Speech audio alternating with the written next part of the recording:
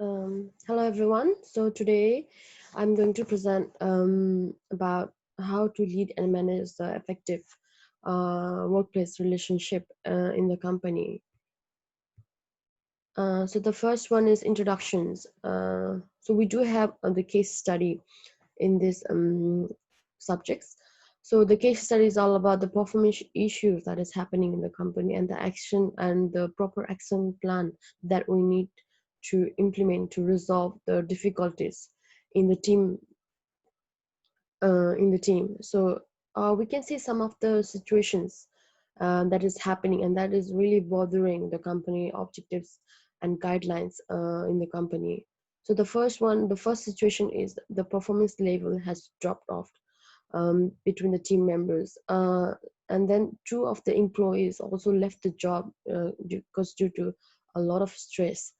And the third one is there has been like subsequent failure to produce result. Some of the concern that are raised by the management in the company is the first one is lack of communication. There has been a lack of communication between the team members as they are from different cultural background. There has been lack of motivation and direction. There we can also see increased number of absenteeism um, in the team in the company between the team members.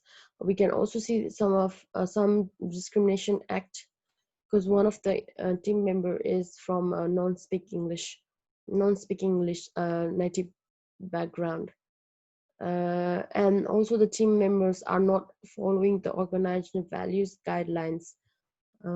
Yeah, and the feedback from the team. Feedback is very important in the team, in the company, in any workplace.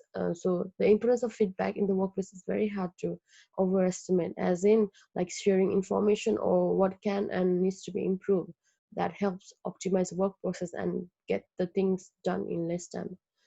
Feedback is of really great help in leadership and communication in the company. It helps to motivate and direct the employees properly and improve the team performance in the company. So what are the strategies we can use to consult and get the feedback from the work colleagues or the management or like as a whole, like in the team? So the first we always need to conduct meetings on like regular basis so we can know about facts, like we can share informations. This way we can like consult and get the feedback from the work colleagues. We can do like employee surveys. We can also do exit interviews, like the people who are leaving the job. We can conduct interviews like how was their experience with the company. We can also open up the confidential complaints line where people with the team can make complaints without knowing where we in which like other team members won't know like about certain incident or like certain matters.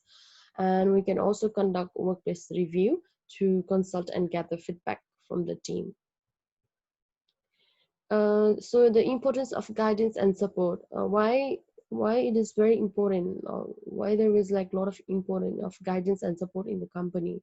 So the first one is it really helps increase an employee's feeling of competence in the company, and uh, through the guidance and support from the management, the team will really feel valued and supported, and eventually they will perform better at work. And it also helps to understand the importance of teamwork and enables the team to meet the objectives of the company.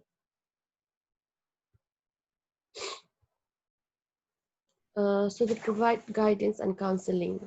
So what process we can use to provide guidance and counseling to the team members in the company? So the first we need to create an environment or foster a culture within the group where innovative work practices are encouraged and motivated, and such as like where mistakes are discussed. Like if, for example, if the team member does some mistake, then it needs to be uh, it needs to be discussed properly and find solution for it. We need to help staff to recognize opportunities for change and development by establishing structure and systems from planning within the team. We also need to help the team members to adapt to change and overcome resistance. Like for an example, if there has been change in the action plan or the guidelines or the team rules, anything happens, then you need to help the team to adapt to the change, to the certain change, which can also hinder the innovations. We need to offer appropriate thanks and positive feedback for the jobs which are completed properly. Like we need to recognize and appreciate each team members for the hard work. We also need to ensure that you give constructive feedback by offering clear behavior focused feedback for any tasks that are completed improperly. So when to seek for work colleagues feedback. So when do we need, actually when do we need the colleagues feedback? So the first one is when you are unsure about any task or project. Like if you're not certain about the guidelines, about the detailed information of any task or project given by the management. So when you lack motivation and direction from the people in the team, and if the performance is not meeting the standard, and if you're confused about the guidelines, you need to seek feedbacks from your work colleagues. And if you fail to complete the tasks on time, or when you are suffering from work stress, any problems, or whenever you are unable to meet the objectives. So action plan.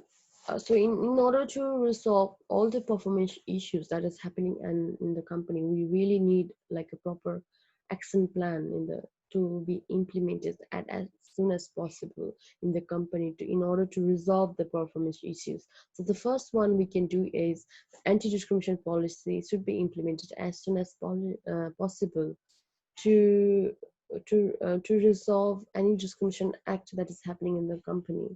A team should be made up just to focus on the conflict and the performance issues in the company. Like they should only focus and prioritize the team members on like where there is like lack of communication, where there is lack of motivation and directions. So there should be team building activities to develop communication and team cohesion and morale in the company. There should be introduction of new team rules, and the action should be taken if the team members do not follow the guidelines or the team rules properly. So the conclusion, to conclude, communication is very, very important in the company. The management should really emphasize on the policy that on the and the team rules to manage the workplace culture and relationship between the employees. So these are all the references. Thank you.